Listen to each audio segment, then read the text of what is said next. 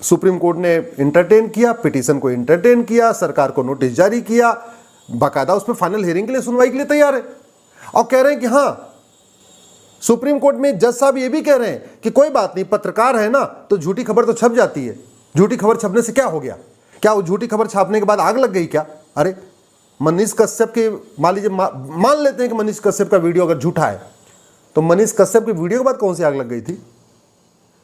मणिपुर में 4 पत्रकार जाके झूठी खबर छाप रहे हैं, तब आप कह रहे हैं कि नहीं नहीं ये तो पत्रकार हैं इसलिए इनसे झूठी खबर छप सकती है। पढ़ना न पढ़ना ये लोगों की मर्जी पे है। यही वाला पैमाना मनीष कश्यप पे क्यों नहीं लागू हुआ? मनीष कश्यप पे तो 2 राज्यों में एफआईआर है, उसको तो 2 हाई कोर्ट में जाना पड़ेगा, उसको बिहार की भी हाई कोर्ट में जाना पड़ेगा, उसको तमिलनाडु के हाई कोर्ट में भी जाना पड़ेगा। ऐसे ही कुछ दिन पहले, पिछले साल की बात है, उत्तर प्रदेश में एक रेप हुआ।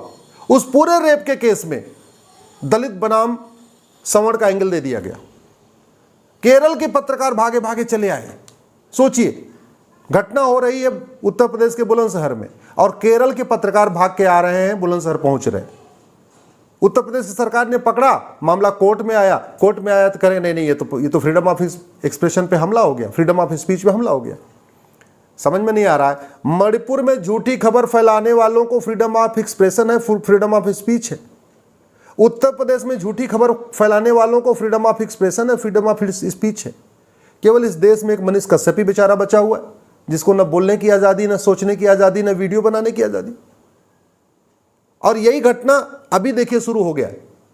चाइना से पैसा लेने वाले चाइनीज पत्रकार देश के खिलाफ एजेंडा चला रहे थे, देश के खिलाफ वीडियो बना रहे, भरा पड़ा वीडियो। और कोई 1-2 करोड़ नहीं, लगभग 125 करोड़।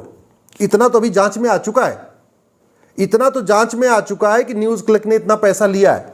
अभी इनके रिश्तेदारों में कितना पैसा गया, ये जो चाइनीज पत्रकार है इनकी पत्नी के नाम पे कितना पैसा गया, इनके बच्चों के नाम पे कितना पैसा गया, इनको घुमाने टहलाने में विदेश यात्रा पे कितना खर्च हुआ, इनके माता पिता के एनजीओ में कितना पैसा गया, बाकी तो अभी जांच का विषय हो, तो बाद में पता चलेगा। 3 बड़ी गंभीर मानसिक बीमारियां हैं, मेगलोमेनिया, नार्सिज्म और स्टॉकहोम सिंड्रोम। सामान्यतः 3 मानसिक बीमारियां पॉलिटिशियंस को होती हैं, नेताओं को होती हैं, बुद्धिजीवियों को होती हैं, पत्रकारों को भी होती है। उनको लगता है एकदम सब कुछ उनको पता है, वो जो समझ रहे हैं वही अच्छा है, बाकी सब गड़बड़ है। याद रखिए 3 बड़ी गंभीर मानसिक बीमारियां हैं, मेगलोमेनिया, नार्सिज्म और स्टॉकहोम सिंड्रोम। सामान्यतया ये पॉलिटिकल पार्टी के जो बड़े नेता उनको ये बीमारी रहती है, लेकिन ऐसे लग रहा है कि आजकल ये जजों को भी होना शुरू हो गया। मैं ये क्यों कह रहा हूं? मैं पिछले 6 महीने से मनीष कश्यप का केस ऑब्जर्व कर रहा हूं।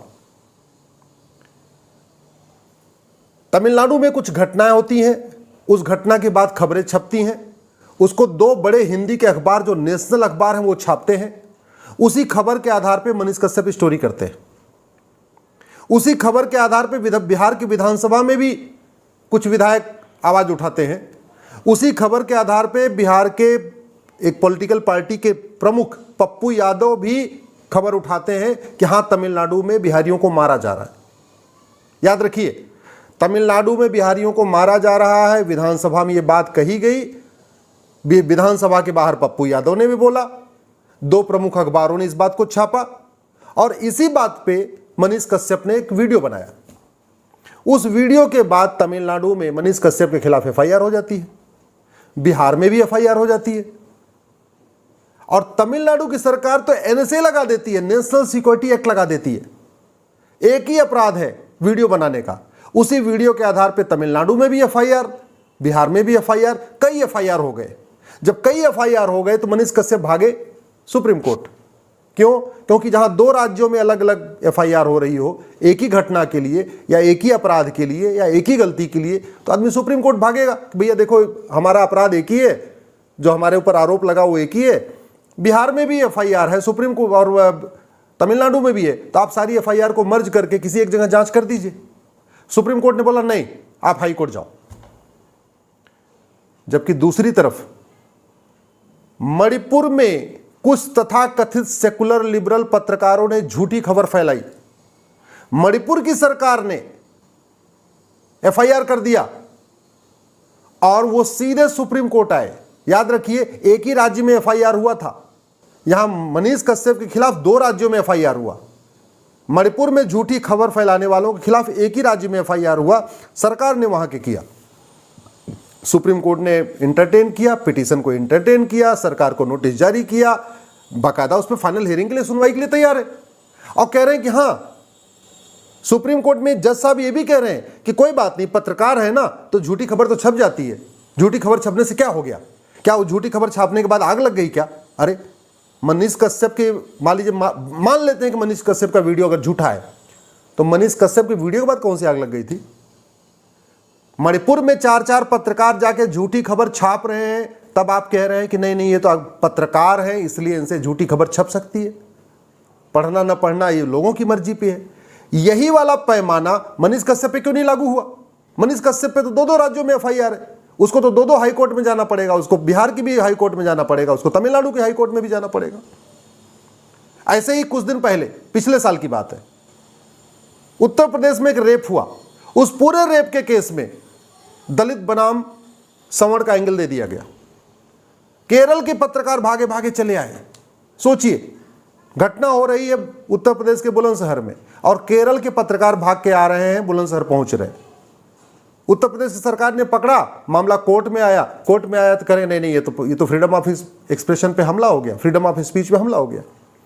समझ में नहीं आ रहा है। मणिपुर में झूठी खबर फैलाने वालों को फ्रीडम ऑफ एक्सप्रेशन है, फ्रीडम ऑफ स्पीच है। उत्तर प्रदेश में झूठी खबर फैलाने वालों को फ्रीडम ऑफ एक्सप्रेशन है, फ्रीडम ऑफ स्पीच है। केवल इस देश में एक मनीष कश्यप ही बेचारा बचा हुआ है, जिसको न बोलने की आज़ादी, न सोचने की आज़ादी, न वीडियो बनाने की आज़ादी। और यही घटना अभी देखिए शुरू हो गया है। चाइना से पैसा लेने वाले चाइनीज पत्रकार देश के खिलाफ एजेंडा चला रहे थे, देश के खिलाफ वीडियो बना रहे, भरा पड़ा वीडियो। और कोई 1-2 करोड़ नहीं, लगभग 125 करोड़। इतना तो अभी जांच में आ चुका है, इतना तो जांच में आ चुका है कि न्यूज़ क्लिक ने इतना पैसा लिया है। अभी इनके रिश्तेदारों में कितना पैसा गया, ये जो चाइनीज पत्रकार है इनकी पत्नी के नाम पे कितना पैसा गया, इनके बच्चों के नाम पे कितना पैसा गया, इनको घुमाने टहलाने में विदेश यात्रा पे कितना खर्च हुआ, इनके माता पिता के एनजीओ में कितना पैसा गया, बाकी तो अभी जांच का विषय हो, तो बाद में पता चलेगा। लेकिन नहीं, पूरी बिरादरी एक हो गई है। भैया तो पत्रकार, ये चाइना से पैसा ले लिया तो क्या हुआ, ये तो पत्रकारिता कर रहे। मतलब जो झूठ फैलाए वो पत्रकार, और जो झूठ को दिखाए उसके ऊपर रासूखा। मनीष कश्यप ने क्या किया था? टूटे हुए पुल को दिखाया ना, टूटी हुई सड़क को दिखाया ना, बिहार के बदहाली को दिखाया, फटेहाल सड़कों को दिखाया, बदहाल स्कूलों को दिखाया, बदहाल हॉस्पिटल को दिखाया। इसलिए वो जेल में रहेगा। और ये झूठी खबर फैलाने वाले लुटियन के लोग ये आराम से बाहर घूमते रहेंगे।